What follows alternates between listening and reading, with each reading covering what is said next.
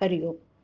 आज सोमवार 16 मार्च 2026. सद्गुरू ब्रह्मचैतन्य गोंदवलेकर महाराज आज आपल्याला प्रवचनातून सांगणार आहेत की प्रपंचातली आसक्ती कमी कशी होईल. ऐकूया त्यांचे विचार. आज आमची स्थिती कशी झाली पहा. प्रपंच आम्हाला सुटत नाही आणि भगवंताचं प्रेम आम्हाला पाहिजे. या प्रपंचावरचं प्रेम न सोडता आम्हाला भगवंताचं समाधान लाभावं अशी आमची इच्छा आहे. खरोखर प्रपंचातलं आमचं हे प्रेम व्यभिचारी आहे.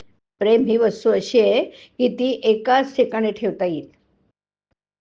एका म्यानात ज्याप्रमाणे 2 तलवारी राहू शकत नाहीत, त्याचप्रमाणे आमचं प्रेम आम्हाला 2 ठिकाणी ठेवता येणार नाही.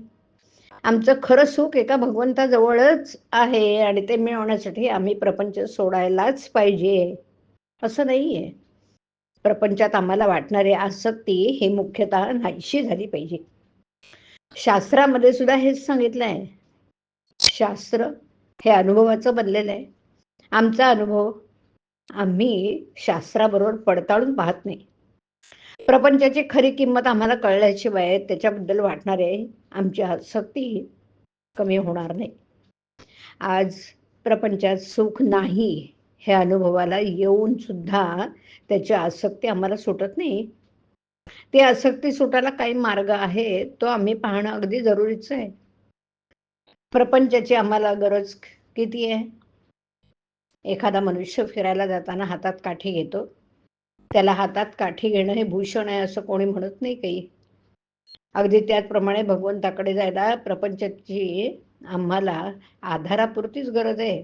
हा प्रपंच करीत असताना त्याची आसक्ती कमी होऊन भगवंताचं प्रेम येण्यासाठी शास्त्रांनी घालून दिलेली बंधनं आम्ही पाळली पाहिजेत. आणि मग त्यासाठी आपले आचार विचार उच्चार आम्ही सांभाळणं जरूर आहे. आपण आपल्या संस्काराप्रमाणे वागलो तर निवृत्तीमध्येच जाऊ. कारण आपली प्रवृत्ती ही सर्व निवृत्तीपरच आहे, यात संशय नाही. आता यापुढे आपण रामाच्या नावाने प्रपंचाचा धंदा करूया. म्हणजे नफा तोटा त्याचाच होईल. प्रपंचात सदाचाराने वागावं.